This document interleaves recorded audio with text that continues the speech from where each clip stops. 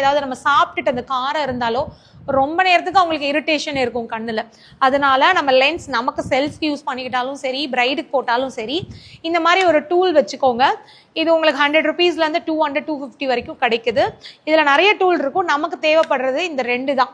ஒன்று பார்த்தீங்கன்னா ஒரு பிளக்கர் மாதிரி, ஒரு இடுக்கி மாதிரி ஒன்று இருக்கும்.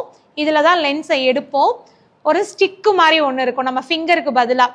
இதில் லென்ஸை எடுத்து இதுக்கு மேலே வச்சு கொண்டு போய் இதை கண்ணில் வச்சு நம்ம லென்ஸ் ஃபிக்ஸ் பண்ணிடுவோம். முடிச்சதுக்கப்புறம் நல்லா வாஷ் பண்ணிவிட்டு இதை வச்சுருங்க. இப்படி வைக்கணும். ஃபைன். ப்ரோஸோட சேர்த்து வச்சு பிடிச்சிக்கோங்க. அவங்களே பிளிங்க் பண்ணணும்னு நினச்சா கூட கண்ணை பிளிங்க் பண்ண விடக்கூடாது. அந்த அளவுக்கு ஸ்ட்ராங்காக பிடிக்கணும். அப்புறம் இந்த மோதிர விரல் இருக்குல்ல நம்மளோட ரைட் ஹேண்டில், கீழே இப்படி இழுத்து பிடிச்சிட்டு அந்த சைட் படுறா எங்கே வைக்கிறீங்களோ அதுக்கு ஆப்போசிட்டாக பார்க்க சொல்லுங்கள். ஏன்னா கருவிழிக்கு மேலே வைக்க முடியாது. ஒயிட் ஏரியா இருக்கு பார்த்தீங்களா, அங்கே தான் வைக்கணும். வச்சுட்டு மெதுவாக நம்மளோட ஃபிங்கரை இப்படியே அதாவது ஐபால் அவங்கள ரொட்டேட் பண்ண சொன்னீங்கன்னா கண்ணை மூடுறா ஃபிக்ஸ் ஆயிடும். ஒருவேளை ஃபிக்ஸ் ஆகிறதுக்குள்ளே நீங்கள் இந்த கையை விட்டு அவங்கள கண்ணை மூடிட்டாங்கன்னா லென்ஸு வெளியே விழுந்துடும்.